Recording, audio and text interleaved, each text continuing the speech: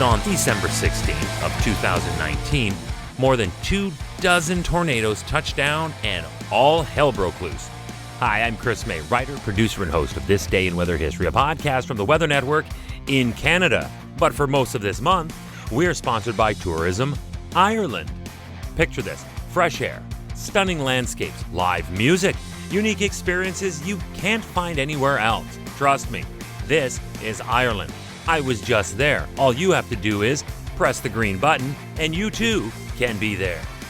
Did anyone consider that this close to the end of the year, there would be an early summer-style tornado outbreak like the one that happened this day in weather history? So we are only 9 days away from what many celebrate as Christmas morning. That is definitely the case for most who live in the American Deep South that encompasses the states that line the Gulf of Mexico. Malls were jammed. Kids were almost off school for 2 weeks, and little did anyone know in 2019, but this would be the last Christmas season like this for 1 or 2 years, thanks to a deadly invasive global pandemic.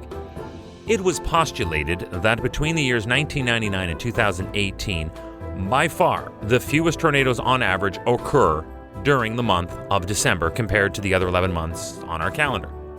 Severe weather expert Dr. Greg Forbes calculated that on average, in this 10-year study, there are 34 tornadoes in December on average, and that is the least per month annually, with January and February next in line, but with 41 and 42 respectively. So for almost all of the December national average to take place in one event is unusual, if not flat out totally unfair. Most of the tornadoes were reported in Mississippi, with several striking in Louisiana and Alabama. The 3 fatalities, they happened in Louisiana and Alabama while injuring people in several states and damaging homes and churches. You're listening to This Day in Weather History, now in its second year from the Weather Network. And this month is sponsored by Tourism Ireland. Fresh air over vast, scenic landscapes. This is Ireland. Just press the green button. Early in the day, on December 16th, this day in weather history, the U.S. National Weather Service issued a tornado emergency. Not a watch or a warning, it is labeled an emergency. That is actually the highest criteria for a tornado warning. So it is used only when it is certain that really bad things are about to happen and people need to act now and with no delay. This went out for Rapids Parish in Louisiana. That included the town of Alexandria, where a large tornado was confirmed near the Alexandria International Airport. In the aftermath there, Alexandria police said there were no reports of injuries in the city, but several structures were damaged, and surveillance video showed a lot of debris and at least one overturned vehicle. In Mississippi, multiple houses were damaged or destroyed in Amite County, which is located on the southern border with Louisiana, and it was in this Gulf state area where people also lost their lives in this outbreak. In Louisiana, the storm killed 59-year-old Betty Payton. She was in her mobile home in Vernon Parish when it was destroyed in the tornado. Around her, several churches in Vernon Parish were also damaged. In Alabama, a husband and his wife were killed on a Lawrence County road near Town Creek. Their bodies were recovered just north of their home. A 7-year-old boy was found injured near the couple, and he was taken to hospital. At least 3 other people were also found with injuries in the same area. And now it's that part of the podcast where we ask, so what happened?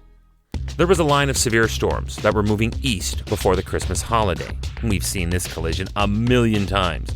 You take a strong cold front, bringing the cold and the snow from the Arctic Canadian North. Then it drapes south into the Four Corners and grabs its ultimate momentum after traversing the Rockies.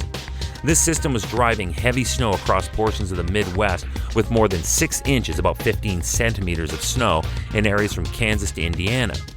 The snow would continue across the Ohio Valley and into the Northeast through the rest of the 16th and into the 17th.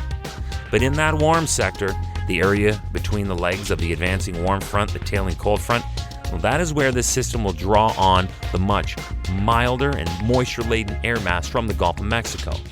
This collision of temperature at many layers of atmosphere is like an instant mix of dynamite and a lit match.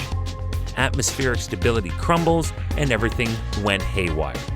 Now, I'm not going to bore you with any further tutorial on the mechanics of atmospheric science where it pertains to the clash of air masses over the southern states in the cold weather months, but I will say this.